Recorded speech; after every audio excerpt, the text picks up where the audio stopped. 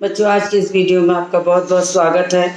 मैं आपको महाभारत की कथा पढ़ा रही हूँ और मैं आज बाल महाभारत की इस पुस्तक से 36वें पाठ पर आ गई हूँ पढ़ाने के लिए।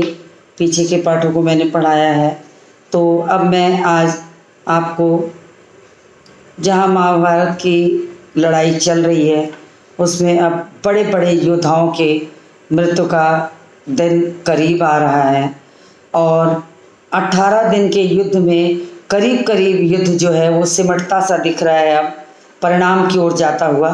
तो आज के इस युद्ध में पाठ का नाम ही रखा गया है कि भूरिश्रवा, जयद्रथ और आचार्य द्रोण का अंत, जो कि पूरे कौरव सेना के भीष्म और द्रोण एक तरीके से कहना चाहिए था स्तंभ थे, जिनके बल पर दुर्योधन ने पूरा राज टिका रखा था और आज उनका भी अंत होने वाला है। तो यहाँ पर कहानी शुरू होती है, तो मैं आपको उसे समझाती हूँ। अब उधर जयद्रथ और अर्जुन का युद्ध चल रहा था और वध के जो मौके को तलाश रहे थे कि किस तरीके से मौका मिले तो जयद्रथ का वध कर दिया जाए। इतने में भूरिश्रवा जो रहता है वो सात्विकी को ऊपर उठाया और जोर से जमीन पर दे पटकता है। कौरव सेना जो रहती है जोर से कोलाहल कर उठती है, सात्विकी मारा गया, सात्विकी मारा गया, चारों ओर शोर फैल जाता है, सात्विकी मारा गया। अब अर्जुन ने देखा कि मैदान में मृत से पड़े हुए जो सात्विकी को भूरिश्रवा जो रहता है घसीट रहा होता है। ये देखकर अर्जुन बहुत असमंजस में पड़ जाते हैं, क्योंकि उनका लक्ष्य तो था जयद्रथ को मारना, और जब सात्विकी को इस तरीके से भूरिश्रवा द्वारा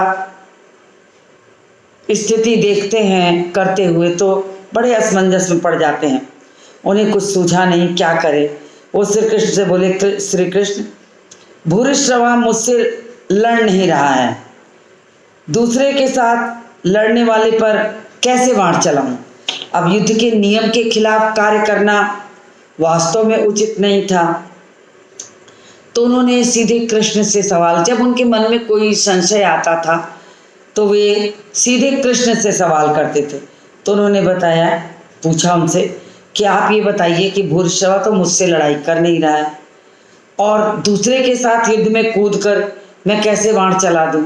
कोई तो वजह होनी चाहिए। तो ये सोचकर उन्होंने ये बात समझाई कि मैं कैसे बाण चलाऊं। अब अर्जुन इस प्रकार कृष्ण से अपनी बातें कही रहे थे। इतने में जयद्रथ द्वारा छोड़ा हुआ जो बाण था वो पूरा समूह जो बाणों का था पूरे आकाश में छा गया और अर्जुन ने बातें करते करते ही जयद्रथ के पर बाणों की वर्षा जारी रखी, बात करते हुए भी। और ज्यों ही अर्जुन ने सात्विकी की ओर मुड़कर देखा तो पाया कि सात्विकी जमीन पर पड़ा हुआ था और भूरिश्रवा उसके शरीर को एक पांव से दबाकर दाहिने हाथ से तलवार लेकर उस पर वार करने को उद्यत है। मतलब उसको जमीन पर गिराकर एक पांव से दबा लिया और दाहिने हाथ से उसने तलवार से वार करना शुरू कर दिया। अब जब अर्जुन इतना देखते हैं तब तो उनसे नहीं रहा जाता। उसी क्षण वो भूरिश्रवा पर एक कठिन बाण चला देते हैं। अब बाण लगते ही भूरिश्रवा का दाहिना हाथ कटकर तलवार समेत जमीन में गिर जाता है। अब हाथ जब कटा तो भूरिश्रवा, हाथ कट जाने पर भूरिश्रवा ने सबसे पहले कृष्ण की निंदा शुरू की। तो अर्जुन बोला कि वृद्ध भूरिश्रवा, तुमने मेरे प्रिय मित्र सात्विकी का वध करने की कोशिश की है और वह भी उस समय जबकि वह घायल और अचेत सा होकर जमीन पर निशस्त्र पड़ा है। बिना हथियार वालों को तो युद्ध में मारना बिल्कुल मना होता था। अगर किसी के पास हथियार नहीं है तो उसे नहीं मारा जा सकता। उस अवस्था में तुमने उसे तलवार से मारना चाहा, तो अर्जुन ने भूरिश्रवा पे बाण क्यों चलाया, इसका कारण भूरिश्रवा के सामने उन्होंने साफ साफ रख दिया कि पहली बात तो तुमने मेरे मित्र सात्विकी को मारा, और दूसरी चीज वो घायल है, अचेत है, उसके हाथ में हथियार नहीं है, उसके बाद भी तुम उसे मार रहे हो, ये उचित नहीं है। जिसके हथियार टूट चुके हैं, कवच नष्ट हो चुका है, और जो इतना थका हुआ है कि जिसके लिए खड़ा होना भी दुभर हो, ऐसे मेरे कोमल बालक अभिमन्यु का वध होने पर तुम सभी लोगों ने विजय उत्सव मनाया था। अर्जुन के हृदय में अभिमन्यु की मृत्यु जो चुभ गई थी, जब उस सात्विकी को अकेले बिना हथियार के भूरिश्रवा द्वारा मारा जाता देखते हैं, तो उन्हीं अर्जुन की स्थिति समझ में आती है कि ऐसे ही कौरव सेना के 8 वीर मिलके अर्जुन अभिमन्यु को घेर लिए होंगे और मारे होंगे। तो उन्होंने उस मौके पर उसको कहा, तुम ही बताओ ऐसा करना किस धर्म के अनुसार उचित है। तो वो बोलते हैं कि आखिर बताइए कैसे मान सकते हो कि ये उचित है। अर्जुन ने इस प्रकार मुंहतोड़ जवाब देने पर भूरिश्रवा युद्ध के मैदान में शरों को फैलाकर आसन जमाकर बैठ गया। अब उसने वहीं अपनी स्थिति बना दी, वहीं बैठ गया। उसने वहीं पर क्या किया, बैठ गया कि वो आमरण अनशन करेगा। आमरण अनशन मतलब जब तक मृत्यु नहीं हो जाती। अब यह सब अर्जुन ने जब देखते हैं तो अर्जुन बोलते हैं, वीरों तुम सब मेरी प्रतिज्ञा जानते हो, मेरे बाणों की पहुंच तक किसी भी मित्र या साथी का शत्रु के हाथों वध न होने देने का प्रण मैंने रखा है, इसलिए सात्विकी की रक्षा करना मेरा धर्म है। उन्होंने कहा है कि उन्होंने प्रण किया था कि मेरे बाणों की पहुंच तक किसी भी, अगर उनके बाण जहाँ तक पहुंच सकते हैं, अगर वहाँ कोई उनका साथी कोई मित्र है तो वो उसे मरने नहीं देंगे। अर्जुन की ये बात सुनकर भूरिश्रवा ने भी शांति से सिर नवाया, जमीन पर टेक दिया, और इन बातों में कोई 2 घड़ी का समय बीत गया। सब लोगों के मना करते हुए भी सात्विकी ने भूरिश्रवा का सिर धड़ से अलग कर दिया। और जब इतना मौका मिला, जब भूरिश्रवा को ये लगा कि अब अर्जुन या कोई अन्य बाण नहीं चलाएगा और सात्विकी तो घायल है, तो उसी समय उसने मस्तक को जमीन पे रखा, और ये समय था कि सात्विकी को मौका मिल जाता है। उसने भूरिश्रवा के सिर को धड़ से बिल्कुल अलग कर दिया। सात्विकी के कार्य को सबने निकृष्ट कह धिक्कारा। अब लोगों को लगने लगा कि सात्विकी ने ऐसा उचित नहीं किया, ऐसा उसे नहीं करना चाहिए था। लड़ाई के मैदान में जिस ढंग से भूरिश्रवा का वध हुआ था, उसे किसी ने भी उचित नहीं माना, किसी ने भी नहीं माना कि ये उचित है, और कौरव सेना फिर तितर बितर हो जाती है। अर्जुन वापस जयद्रथ के पास पहुंच जाते हैं। जयद्रथ भी कोई साधारण वीर तो था नहीं, वह बहुत सुविख्यात योद्धा था। वो डट कर लड़ने लगा। उसने हारना अर्जुन के लिए भी बहुत कठिन हो रहा था, अर्जुन के लिए भी बहुत सुगम नहीं था। बड़ी देर तक दोनों के बीच युद्ध होता रहा। दोनों पक्षों के वीर सूर्य को बार बार देख रहे थे कि कब युद्ध बंद हो, कब युद्ध बंद हो।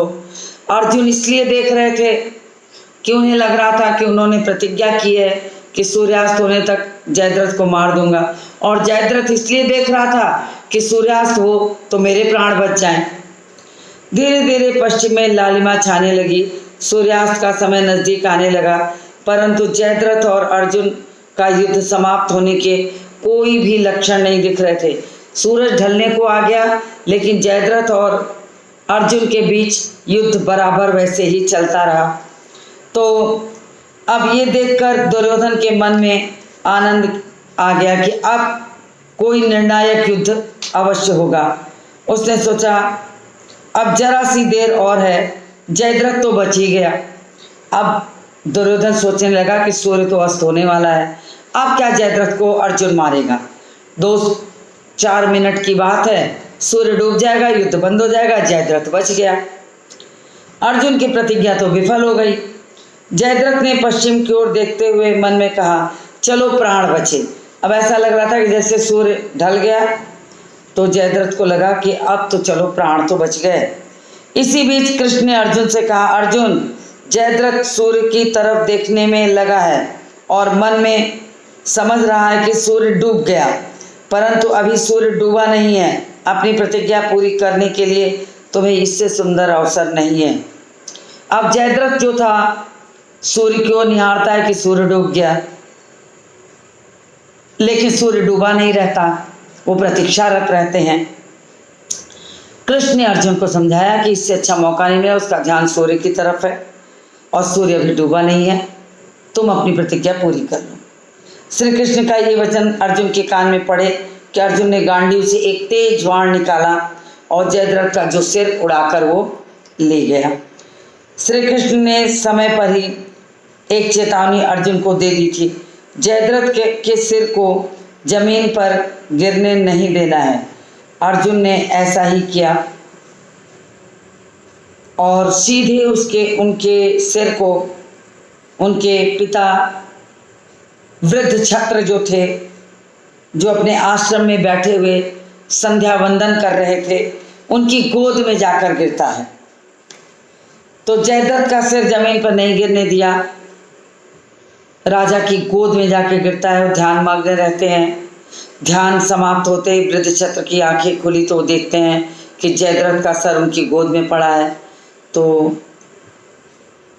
उसी क्षण बूढ़े जयद्रथ के सिर के भी 100 टुकड़े हो गए।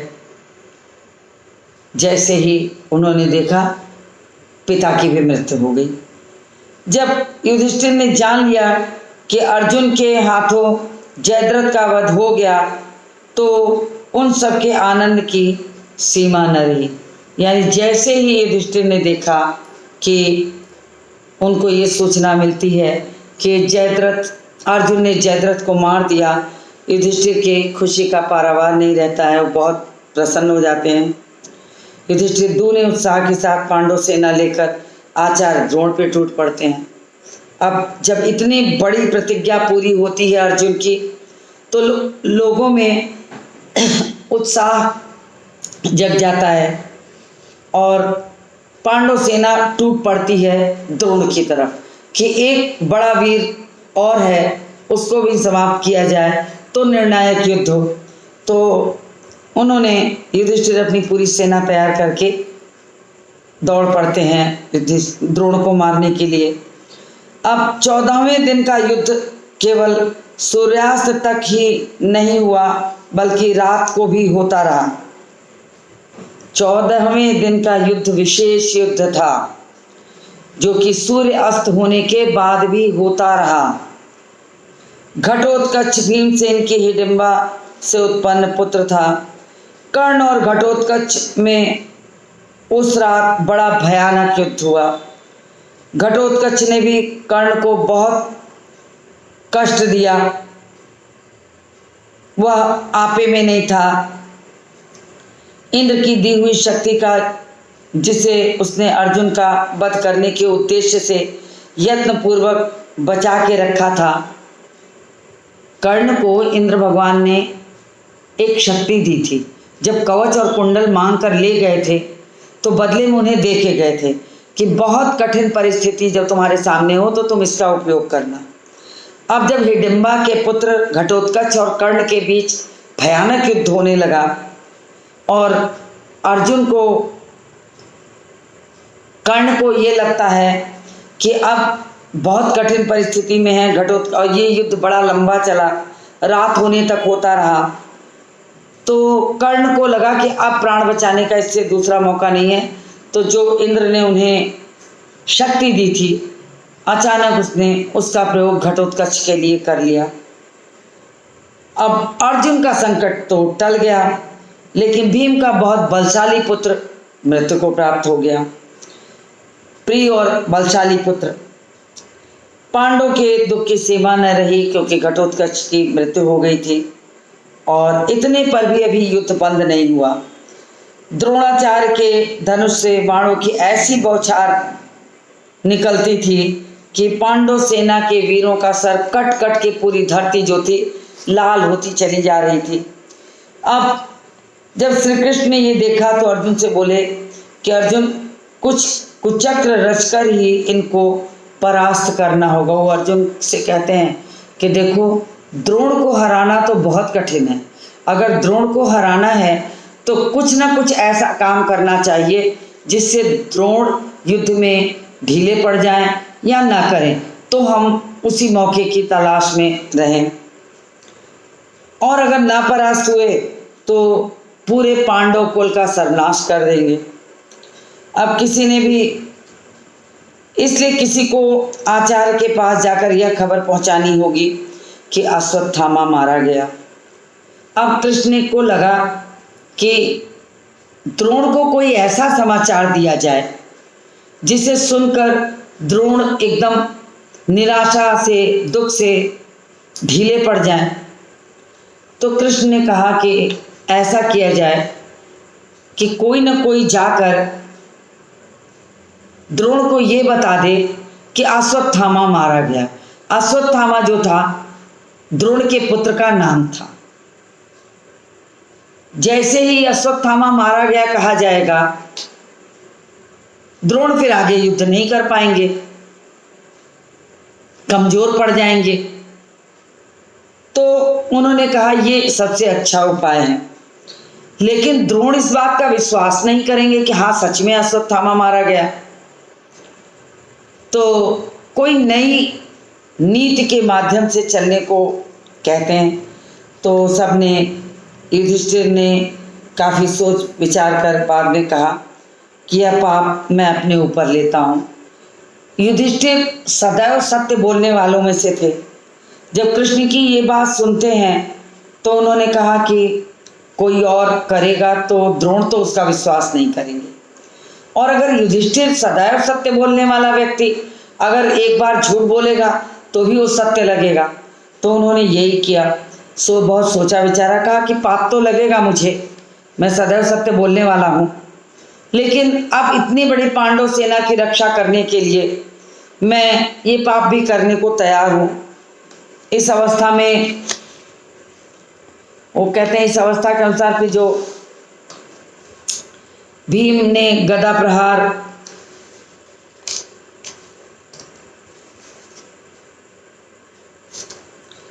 प्रहार से अश्वत्थामा नाम के एक भारी हाथी को मार दिया। अब देखिए, एक झूठ को सच बनाने के लिए कितना बड़ा कार्य किया गया। द्रोण का पुत्र अश्वत्थामा बहुत बलशाली था, मारना बहुत कठिन था उसे। और एक हाथी था जिसका भी नाम अश्वत्थामा था। अब कृष्ण ने कहा कि अगर द्रोण को हम कमजोर नहीं करेंगे, अगर उन्हें वास्तव में उनके बल को कमजोर नहीं करेंगे तो द्रोण को मारना बिल्कुल संभव नहीं है। और अगर हम में से कोई भी जाकर ये बात कहेगा कि अश्वत्थामा मारा गया तो द्रोण इस बात का विश्वास नहीं करेंगे। तो ये जिम्मेदारी युधिष्ठिर ने उठाई। युधिष्ठिर को इसलिए कहा गया कि वो सदैव सत्य बोलने वाले थे, तो अगर वो कहेंगे तो द्रोण उनकी बात का विश्वास कर लेंगे। लेकिन बात को कितने घुमा फिरा के उन्होंने रखी और वो अंत में युधिष्ठिर ने ही ये बात कही। उन्होंने कहा था उस समय युद्ध में कि अश्वत्थामा मारा गया, अश्वत्थामा मारा गया, किंतु हाथी कहने के साथ ही साथ कृष्ण भगवान ने अपनी शंख का शंखनाद कर दिया। तो किंतु हाथी शब्द द्रोण नहीं सुन पाते हैं। तो अश्वत्थामा मारा गया, अश्वत्थामा मारा गया, ये तो युधिष्ठिर ने बहुत जोर से कहा था, लेकिन किंतु हाथी को उन्होंने बहुत धीरे से कहा और शंखनाद होने से वो और नहीं सुनाई पड़ा। तो बात स्पष्ट हो गई कि ये सच है। तो द्रोण को भी ये लगने लगा कि बिल्कुल सही बात है। तो वो बहुत हताश हो जाते हैं और इस हताश होने के कारण वे अपना धनुष बाण रख देते हैं और उसी बीच मारते हैं। मैं थोड़ा सा इसको समझा दूं आपको।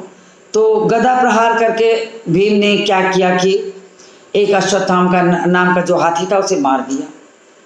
अब फिर द्रोण की सेना के पास जाकर जोर से चिल्लाने लगा कि मैंने अश्वत्थामा को मार डाला, मैंने अश्वत्थामा को मार डाला। जोर से जब चिल्लाया तो उधर युद्ध करते हुए द्रोणाचार्य ब्रह्मास्त्र का प्रयोग करना ही चाहते थे कि उन्होंने सुना कि उनका पुत्र अश्वत्थामा मारा गया। बड़े विचलित हो जाते हैं। इतना वीर पुत्र मारे जाने पर जैसे वो सुनते हैं तो बड़े विचलित हो जाते हैं और साथ ही साथ उन्हें इस बात की सच्चाई पर भी शक हुआ। उन्होंने युधिष्ठिर से पूछा, आचार्य द्रोण को विश्वास था कि युधिष्ठिर कभी झूठ बोलेंगे नहीं, असत्य बोलते हुए डरे। एक बार जब युधिष्ठिर को असत्य बोलना पड़ा तो जो आदमी कभी जीवन में झूठ ना बोला हो तो अगर उसे झूठ बोलना पड़ता है तो उसकी तो जुबान कांपेगी ही। तो डरे, पर विजय प्राप्त करने की लालसा भी उनके मन में थी। तो उन्होंने अपने हृदय को कड़ा कर लिया। कड़ा करके अंत में कह दिया, हाँ अश्वत्थामा मारा गया। परंतु यह कहते कहते अंत में उन्होंने धीमे स्वर में यह कह दिया, मनुष्य नहीं हाथी। इस झूठ को सच बनाने के लिए उन्होंने अपनी बात को रखने के लिए कह दिया, मनुष्य नहीं हाथी। इसके साथ ही भीम और अन्य पांडवों ने जोर से शंखनाद कर दिया, सिंहनाद कर दिया और युधिष्ठिर के अंतिम वचन को शोर में ही जाके छिप जाता है तो वो बिल्कुल भी नहीं सुन पाते। युधिष्ठिर के मुंह से इतनी बात सुनते ही कौरव सेना में हाहाकार मच गया।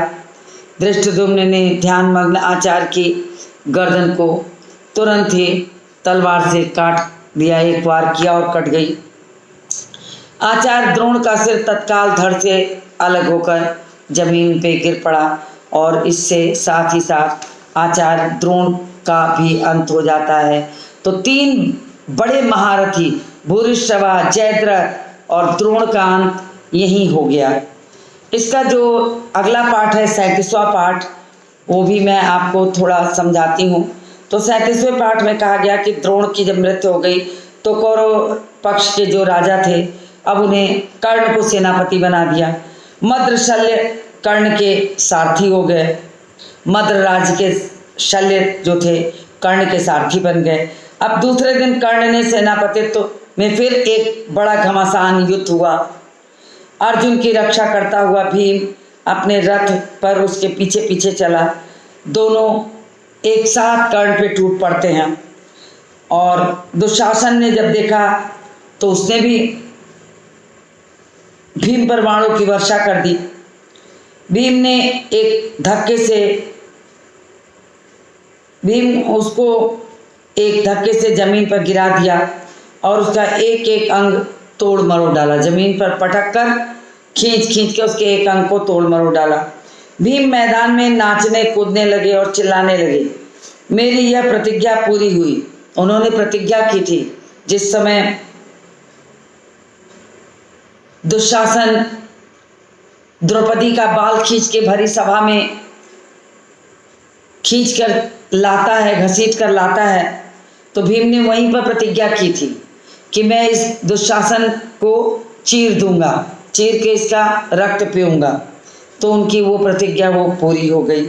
तो बड़े संतुष्ट हो गए कि दुशासन को, जिसके हाथों ने द्रौपदी के बालों को छुआ था, वो बहुत प्रसन्न हो गए मार के।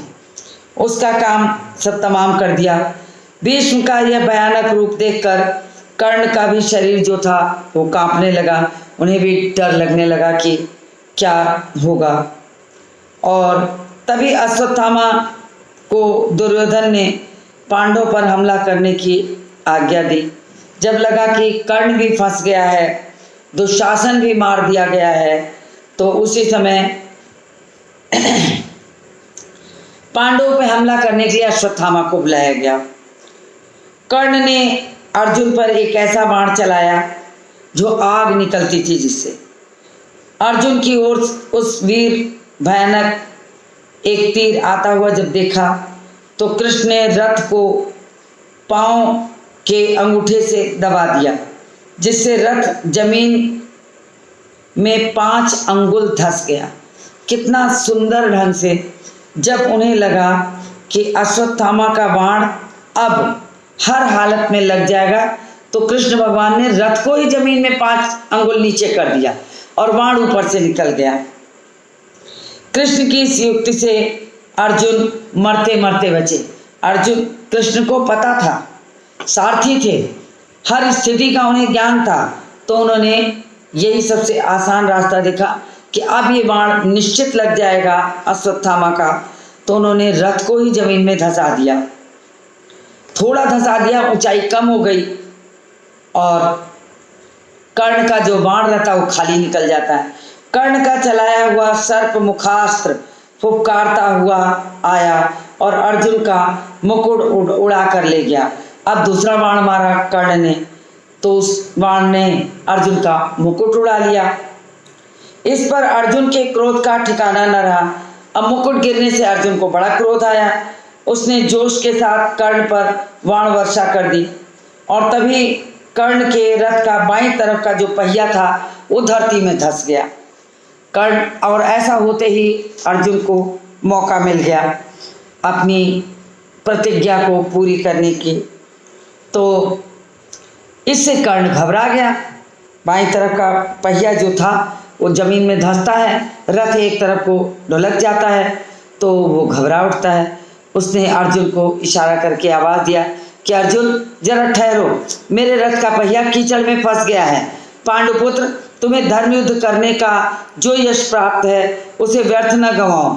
उसने विनती की कि तुम तो धर्म युद्ध करने वाले लोगों में से एक हो, तो तुम मुझे ऐसे समय पे बिल्कुल मत मारो। मेरे रथ का पहिया कीचड़ में धंस गया है और मैं उसे निकाल लूँ तब तुम युद्ध करो। लेकिन यही उनको सुअवसर प्राप्त हो गया। मैं जमीन पर खड़ा हूँ और तुम रथ पर खड़े हो। तो उन्होंने कहा कि दोनों बराबरी में खड़े होकर युद्ध करते हैं। मैं जमीन पर हूँ, तुम रथ पर हो और बैठ कर बाण चलाओ, तो ये बिल्कुल उचित नहीं है, तुम अभी रुको। कर्ण की बात जब सुने तो कृष्ण बोले, कर्ण, जब दुशासन दुर्योधन तुम द्रौपदी को भरी सभा में घसीट कर लाए, उस वक्त तुम्हें धर्म की याद आई थी? तब कर्ण की जब ये बातें सुनी तब कृष्ण ने उन्हें याद दिलाया उस सभा भवन की कि जब दुशासन दुर्योधन सब मिल करके द्रौपदी का भरी सभा में अपमान कर रहे थे, तब तुम्हारी नीति कहाँ गई थी? जब दुर्मुहे अभिमन्यु को तुम 7 लोगों ने एक साथ घेर कर बड़ी निर्लज्जता के साथ मार डाला था, तब तुम्हारा धर्म युद्ध कहाँ गया था? तो उन्होंने याद दिलाया कि तुमने पहले गलत कदम रखा है। तुमने छोटे से अभिमन्यु को चारों ओर से घेर कर निहत्थे होने पर भी वार किया है, तो तुम भी मृत्यु के अधिकारी हो। और आज जब मुसीबत सामने खड़ी देख रहे हो तो तुमको धर्म याद आ रहा है। तब उन्होंने कहा कि जब धर्म का समय था तब तो तुम्हें धर्म याद आया नहीं, और आज मुसीबत सामने पड़ी तो तुम्हें धर्म याद आ रहा है। श्री कृष्ण की इस झिड़की का कर्ण से कोई उत्तर देते न बना, क्योंकि वो लज्जित हो गया। इतनी बड़ी बात उन्होंने कह दी थी, क्या उत्तर वो देता? उसके पास कोई उत्तर था ही नहीं। उसने सिर झुका लिया और चुपचाप नीचे झुक करके रथ पर से उतर कर जो झुका हुआ था अटके हुए रथ पर से ही वो युद्ध जारी रखता है। इतने में कर्ण का एक बाण अर्जुन को जा लगा। टूटे हुए रथ से ही वो बाण वर्षा करता रहा और इसी बीच अर्जुन का एक बाण जो था जा करके अर्जुन को कर्ण को लगता है, तो थोड़ी ही देर में वो विचलित हो उठता है। बस यही जरा सा समय पाकर कर्ण रथ से उतर पड़ा। कर्ण ने जैसे ही बाण फेंक मारा, अर्जुन को हल्का सा बाण जाके लगा। अर्जुन जब तक संभलते और अगला बाण मारते। इस बीच का जो समय था वो कर्ण को मिल गया। उसने सोचा इस बीच मैं रथ का पहिया निकाल लूं, तो उसने फटाक से नीचे उतरा। जमीन पर उतरकर कर्ण जो रहता है रथ से उतरता है और रथ का पहिया उठाकर समतल की ओर लाने के लिए रथ के पहिए को उठाकर देने की कोशिश करने लगता है। कर्ण के 1000 प्रयत्न करने पर भी पहिया गड्ढे से निकलता न था। यह स्थिति जब देख कृष्ण ने अर्जुन से कहा, अर्जुन अब देरी न करो और जरा भी ना हिचकिचाओ, यही समय तुम्हारे लिए उत्तम है, इसके बाद तुम्हें अवसर प्राप्त नहीं होगा। अब तुम्हें इसी समय कर्ण का वध कर देना चाहिए। कृष्ण ने जैसे ही अर्जुन को ये सारी बातें समझाई, अर्जुन ने बाण चलाया और कर्ण का अंतिम समय आ गया। अब कृष्ण की जब बात सुनी तो अर्जुन ने एक बाण तान करके कृष्ण के सिर पर मारा। सिर कटकर जमीन पर गिर गया। दुर्योधन को इस बात की खबर मिल गई कि कर्ण भी मारा गया, तो उसके शोक की सीमा नहीं थी, क्योंकि एक एक करके सारे वीर, बड़े वीर मारते खत्म होते चले जा रहे थे, मरते जा रहे थे। दुर्योधन की इस अवस्था पर कृपाचार्य को बड़ा तरस आया। उन्होंने दुर्योधन को सांत्वना देते हुए कहा, राजन, अब तुम्हारा कर्तव्य यही है कि पांडवों से किसी भी प्रकार संधि कर लो। कृपाचार्य ने उसके बाद भी समझाया कि अभी भी चाहो तो तुम संधि कर लो, जो बचे हैं वही बचे रह जाएंगे। तुम्हारे साथ, तुम्हारे सामने सब चले गए एक एक करके, लेकिन कम से कम जो तुम बचे हो, जो हम बचे हैं, या जो 2-4 लोग बचे हैं, वो तो बचे रह जाएंगे। संधि कर लो। अब युद्ध बंद करना ही श्रेष्ठकर होगा।